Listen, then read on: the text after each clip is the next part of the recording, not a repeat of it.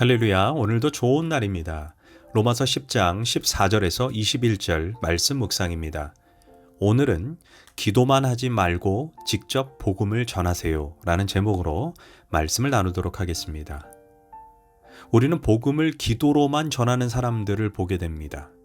그들은 골방에 들어가서 영혼들을 향해 중보합니다. 그러나 정작 그들은 복음을 현장에서 전하지는 않습니다. 영혼들에게 말씀의 씨앗을 넣어주지 않습니다. 오직 그들은 하나님만 움직여서 복음을 전하려고 합니다. 하나님은 복음의 사명을 천사에게 위탁하지 않았습니다. 오직 전도에 미련한 것을 통해 불신자들을 구원하기를 기뻐하십니다. 지금 가족이 또는 주변 사람들이 예수님을 믿지 않고 있다면 기도만 하지 말고 먼저 예수 믿고 천국 가라고 복음의 씨앗을 뿌린 다음에 기도에 물을 주어야 합니다. 바울은 14절과 15절에서 네 가지 탄식을 통해 우리가 복음을 전해야 하는 사명을 말합니다. 전하는 이가 없다면 어찌 부르리요? 그들이 어찌 믿으리요? 그들이 어찌 들으리요? 어찌 그들이 복음을 받아들이겠는가? 이 말은 한마디로 우리가 직접 나아가서 하나님의 복음을 전하지 않으면 영혼을 구원할 수 없다는 것입니다. 그런데 안타까운 것은 성도들이 복음 전할 생각은 안 하고 단지 영혼을 위해서 기도만 하고 있다는 것입니다. 제 말을 오해하지 말아야 하는 것은 기도가 필요 없다는 것이 아닙니다. 기도가 복음을 직접 전하는 것을 대체할 수 없다는 것을 말씀드리는 것입니다. 우리는 먼저 복음의 씨앗을 심어야 합니다. 그런 다음에 기도에 물을 뿌려야 합니다. 복음은 하나님이나 천사가 하는 일이 아닌 오직 사람을 통해 전달됩니다. 천사가 백부장 고넬료에게 나타났습니다. 고넬료야, 너는 경건한 사람이다. 하나님께서 너의 기도를 들으셨다. 이제 욥바에 있는 베드로를 초청해서 복음을 들어라. 이렇게 말했습니다. 그런데 왜 천사가 직접 고넬료에게 복음을 전하지 않았을까요?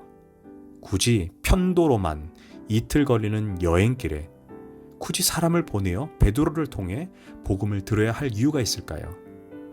그 대답은 간단합니다.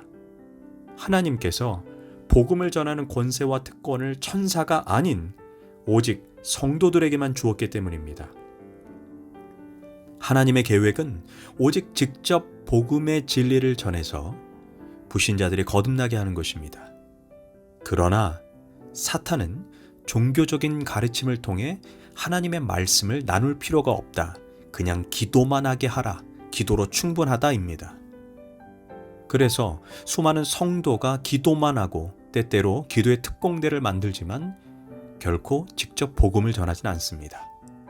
저는 실제로 중보실에서 결코 벗어나지 않았던 소위 중보의 용사라고 말하는 성도들을 이전에 만난 적이 있습니다. 그들의 기도 항목이 매우 길어서 심지어 1시간 내에 다 읽을 수도 없었습니다. 그들은 부지런히 기도 제목에 있는 대로 모든 사람을 위해서 기도하지만 안타깝게 이웃에게 직접 복음을 전하진 않습니다. 그들은 시장에 가서 사람들에게 말을 걸지 않습니다. 우편 배달부에게 그들에게도 말을 걸지 않습니다. 물건을 사면서도 그들에게 복음을 전하지 않습니다.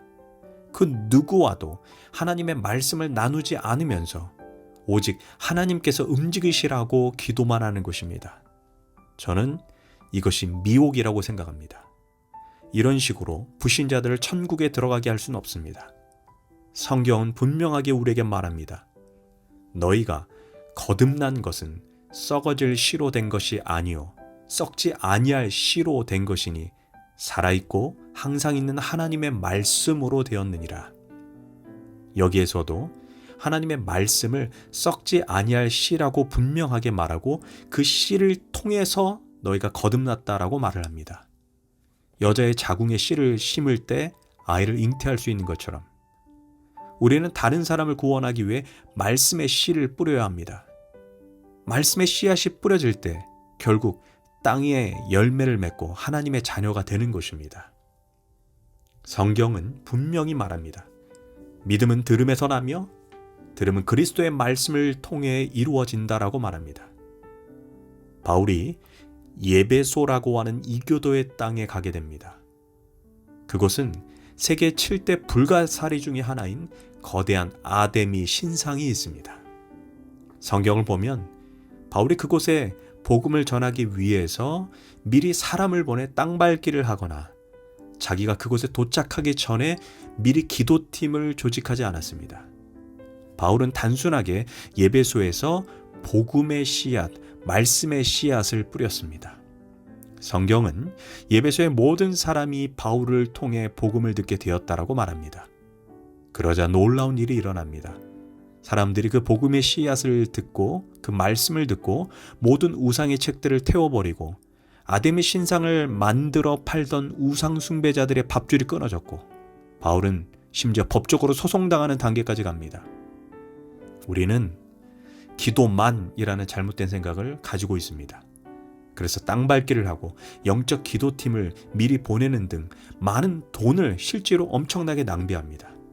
차라리 그 돈으로 복음지를 만들고 말씀의 씨앗을 직접 뿌렸다면 더 큰 효과를 보게 될 것입니다. 누누이 말씀드리지만 기도가 필요 없다는 것이 아니라 복음을 직접 전할 생각은 없이 기도만 하고 있다면 결국 아무 열매를 맺지 못한다는 것입니다. 하나님의 계획은 전도에 미련한 것을 통해서 영혼을 구원하기를 기뻐하신다는 것입니다. 바울은 18절과 21절에서 어떻게 복음이 이방인들에게 전해졌는가를 우리에게 상세하게 설명해 줍니다. 사실 먼저 선택받은 민족 선민은 이스라엘입니다. 그들에게 하나님은 말씀과 율법, 예배를 허락해 주셨습니다. 그러나 이스라엘은 매일 상고하는 성경 말씀을 읽으면서도 성경에 계시된 예수 그리스도를 보지도 깨닫지도 못했습니다. 그들은 예수를 믿음으로 율법을 성취하게 되고 구원에 이른다는 이 은혜의 복음을 거절했습니다. 그들은 자신의 행위로, 자신의 의로 하나님의 의를 성취하려고 했습니다. 결국 그들은 율법만 주장함으로 인해 믿음으로부터 파선하게 되고 복음은 바울을 통해 이스라엘이 아닌 이방인들에게 흘러들어가게 됩니다. 그래서 비록 복음을 나중에 들은 이방인들이 먼저 구원을 받게 되고 천국 백성이 되었습니다. 이러한 하나님의 뜻을 몰랐던 이스라엘은 이방인들이 먼저 구원받는 것을 보고 시기하고 질투합니다. 그리고 그 시기와 질투를 하나님이 선하게 사용하여 결국 최종적으로 이스라엘도 복음을 받아들이게 하는 것이 하나님의 섭리라고 바울은 우리에게 말씀해주고 있습니다. 바울의 논지는 결국 예수님을 희생시켜 우리를 구원하신 것처럼 이스라엘을 희생시켜 이방인을 구원하시려는 하나님의 놀라운 섭리가 바로 있었다는 것입니다. 그래서 복음의 마지막, 복음의 땅끝이 이스라엘임을 바울은 우리에게 분명하게 말해줍니다. 하나님은 결코 선민인 이스라엘을 포기하지 않았다는 것입니다. 로마서 10장 21절에서 이스라엘에 대하여 이르되 순종하지 아니하고 거슬려 말하는 내 백성에게 내가 종일 내 손을 벌렸노라. 이 말씀을 통해 지금도 하나님은 장자 이스라엘이 돌아오기를 바라며 손을 벌려 기다리고 있다는 것입니다. 결국 이스라엘의 희생을 통해 이방인을 구원하신 하나님은 또한 우리를 통해 다른 영혼들을 구원하시려는 것이 하나님의 계획입니다. 우리는 복음 전파의 책임을 결코 잊지 말아야 합니다.